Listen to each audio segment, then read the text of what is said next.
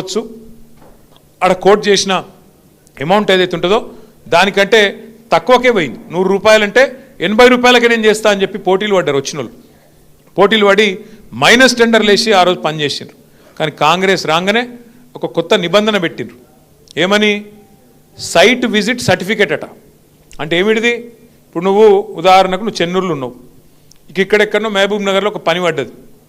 నిజానికైతే ఏంది, 1,00,000 రూపాయలు దాటితే ఏ టెండర్ అయినా కూడా ఈ టెండర్ ఎలక్ట్రానిక్ టెండర్, అంటే ఎక్కడ కూర్చున్న వాళ్ళైనా ఎక్కడైనా టెండర్ వేసుకోవచ్చు. వాస్తవానికి చిన్న కాంట్రాక్టర్ అయినా పెద్ద కాంట్రాక్టర్ అయినా ఎక్కడున్నాడైనా కంప్యూటర్లో కొట్టుడే గీడ పని ఉన్నదంటే ఈ రేటుకు నేను చేస్తాను కొట్టుడే.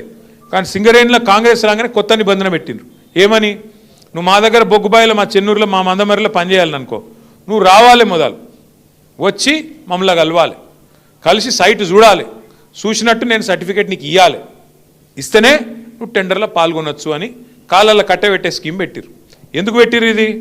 ఆయన వస్తాడు కదా, వచ్చినాడు రాగానే ఆయన పుట్టుమచ్చలు ఎక్కడున్నాయి, ఆయన పుట్టు పూర్వోత్తరాలు ఏంది, ఆయనది ఏ కులము, ఏం గోత్రము, ఎన్ని పైసలు ఉన్నాయి, మనకి ఎన్ని ఇస్తాడు, ఇవన్నీ రాసుకున్నారు.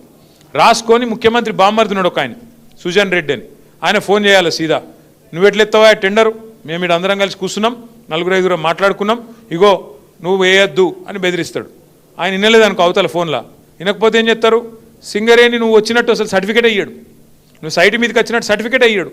సర్టిఫికేట్ లేకపోతే ఇక ముంగటి కాళ్ళకి అడ్డం పెట్టినట్టే కదా, పోనే రాదు ముంగటికి, నువ్వు బటన్ ఒత్తరాదు, టెండర్ వేయరాదు. గట్ల పెట్టి ఇదివరకు మైనస్లో పోయే టెండర్లను ఇవాళ వీళ్ళు ఒక్కొక్క టెండర్ను 6,000 కోట్లను మంచిగా పుట్నాలు బఠానీలు వంచుకున్నట్టు తలా ఒకటి అనలస్. ఫస్ట్ మొదటి కాంట్రాక్ట్ వచ్చిందే ముఖ్యమంత్రి బామ్మర్ది సుజన్ రెడ్డి గారి కంపెనీకి 250 కోట్లు వాళ్ళు తీసుకున్నారు.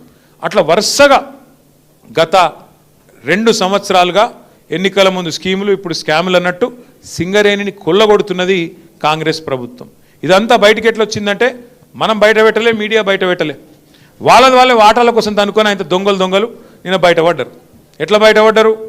ఏమైందట అంటే అక్కడెక్కడో ఒరిస్సాలో ఏదో బ్లాక్ ఉందట, కోల్ బ్లాక్, ఆ బ్లాక్ 9 అట. ఆ 9 బ్లాక్ కోసం ముఖ్యమంత్రి ఉప ముఖ్యమంత్రి ఇద్దరు మంచిగా కేకును కోసుకున్నారట.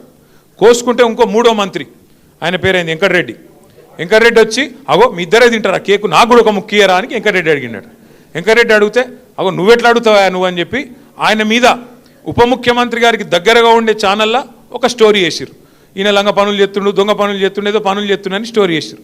వేసేవరకు ఈయన తెల్లారి ప్రెస్ మీట్ పెట్టి కన్నీరు గార్చి ఓహో ఆహా ఓహో నేడిసి, ఈయన కూడా రజనీకాంత్ లెవెల్లో యాక్టింగ్ చేసి నన్ను కావాలంటే ఇసమిచ్చి చంపుర్రి, కానీ ఇట్లా చేయకుండ్రి, నేను చాలా మంచోన్ని అని ఈయన యాక్టింగ్ చేసిండు.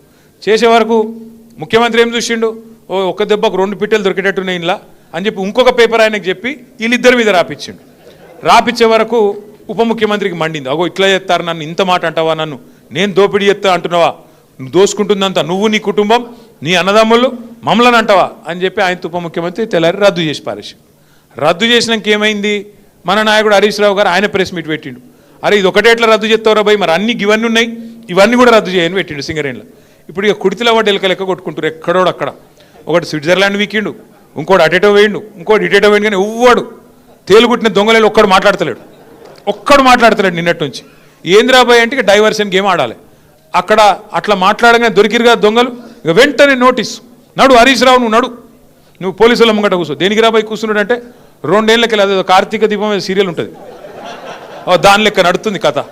అది ఒడవది మంత్రులకు. పోలీసుల పని పోలీసులు చేస్తారు, దొంగలు ఎవడు పట్టుకుంటాడే పోలీసు వాళ్ళు చేస్తే పని వాళ్ళు చేస్తారు. మధ్యలో మాకేం సంబంధం, ఎవరికి సంబంధం? లుచ్చ పని చేస్తే పట్టుకొని లోపలెత్తారా ఏరా? మరి అదేదో పెద్ద స్వాతంత్ర పోరాటానికి పోయినట్టు నన్ను జైల్లో దోమలు కుడుతుండే ఎరికేనా అని మాకు అసెంబ్లీలో చెప్తుండే. మరి జైల్లో దోమలు కాకపోతే ఏముంటాయి, దోమలు బల్లులు ఉంటాయి. ఈయనకు దోమలు బల్లులు కాదు, ఈయనకు తొండల పిచ్చిన్నది బాగా. నా డౌట్ అయితే వీళ్ళ నాయన కూడా చిన్నప్పుడు వీళ్ళ తమ్మునికి ఏమో కొండలరెడ్డి అని పెట్టిండు, వీని పేరు తొండలరెడ్డి అని పెట్టిండు. అందుకే మీరు చూడుర్రి మాట్లాడితే, అరే నువ్వు గవర్నమెంట్లో ప్రభుత్వాధినేతవు, ముఖ్యమంత్రివి, పని చేయరా అయ్యా అంటే నీ లాగుల తొండలు ఇడుస్తా. నువ్వు గట్టిగా అడిగినావు ఏమైనా నెలకు 2,500 ఏడవా నీ మహిళలకు ఇస్తా అంటివి కదా, ఆడోళ్ళకి ఇస్తా అంటివి కదా అంటే నీ గుడ్లు వీకి గోటిలాడతా. రైతులకు రుణమాఫీ చేయకపోతే ఏమయ్యా అంటే నీ మెడల పేగులు వేసుకుంటా. ఇక ఈ సిపాయి ఇప్పుడు హార్వర్డ్ పోతున్నాడు, హార్వర్డ్ పోయి ఆడేం చేస్తాడు, వాళ్ళకు కూడా నేర్పించేస్తాడో ఏం పాడు. ఇవన్నీ అమెరికా వాళ్ళం కూడా బ్రష్ పట్టించి వాళ్ళకు కూడా అడ్డమైన భాష నేర్పించి లేకపోతే ఇంగ్లీష్లో మాట్లాడతాడేమో. In your trousers big lizards అంటాడేమో. అదే సినిమాలో చిరంజీవి చెప్తాడు, ఇన్ ఫ్రంట్ క్రోకడైల్స్ ఫెస్టివల్ అన్నట్టు. అంటే ఇప్పుడు భాష వచ్చుడు రాకపోడు పెద్ద ముచ్చట కాదు, ఇంగ్లీషు రావాలనేది కూడా కానూన్ ఏం లేదు. కానీ ఈయన బాధ ఏదో నాకు అర్థమవుతుంది. నువ్వు ముఖ్యమంత్రి లెక్క పని చేయన్నా, 4 మంచి పనులు చేయాలి, శభాష్ అనిపించుకోవాలి. చెన్నూరులో మేము అంబేద్కర్ భవనం కట్టినాం, ఓ మహిళా భవనం కట్టినాం, ఓ మార్కెట్ కట్టినాం. నువ్వు 4 గట్టు, మేము వద్దన్నామా? మేము ఒక స్కూల్ కట్టినాం, నువ్వు 4 గట్టు. మేము 100 కోట్లు తెచ్చినాం, నువ్వు 200 కోట్లు తెచ్చినా.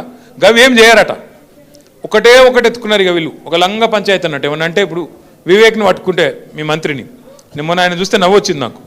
ఆయన తిరుగుతూ ఉన్నాడు, మహిళలు అడ్డం వచ్చిర్రు. ఏమాయి సారు 2 నెలలకెళ్ళి రోడ్ లేదు, మన్ను లేదు, ఏం చెప్తున్నావు అన్నారు. గవర్నమెంట్ అడుకోపో అంటుండు. నువ్వేరా గవర్నమెంట్ నాయనా, నువ్వే మంత్రివి, నువ్వే గవర్నమెంట్, మర్చిపోయి నువ్వు. అంటే ఇంకా కేసీఆర్ ముఖ్యమంత్రి ఉన్నాడు, ఇంకా సుమనే ఎమ్మెల్యే ఉన్నాడు, వాళ్ళని అడుకోపోరు అన్నట్టున్నది. ఏం చెప్పాలి మళ్ళీ వీళ్ళతో కొట్లాడాలి మన కర్మ.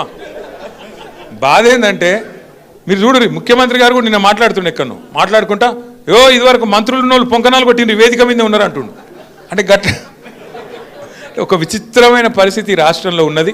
అందుకే వాళ్ళకి అబద్ధాలు కూడా చక్కగా చెప్పస్తలేదు. ముఖ్యమంత్రి గారు ఆయనకు పరిపాలన చేతనైతలేదు, పాపం నడుపస్తలేదు. ఆయన బాధ వర్ణనాతీతంగా ఉంది. ఆయన ఎవడు గుర్తుపడతలేడు ముఖ్యమంత్రిగా. ఇంకా పెద్ద బాధ ఏమిటిదంటే పేర్లు మర్చిపోతారు. మర్చిపోతే ఆయన కోపం వస్తుంది, జైల్లో పెడతాడు. పేర్లు మర్చిపోతే జైల్లో పెడతాడు. ఇట్లా నడుస్తున్నది. అందుకే ఇప్పుడు ఏంది కొత్తగా ఒకటే పల్లవిగా అందరు కాంగ్రెస్లో ఒకటే పల్లవి ఎత్తుకున్నారు. ఏమిటిది? కేసీఆర్ అప్లపాలు చేసిపోయిండు, అందుకే మేము ఇవ్వలేకపోతున్నాం. కేసీఆర్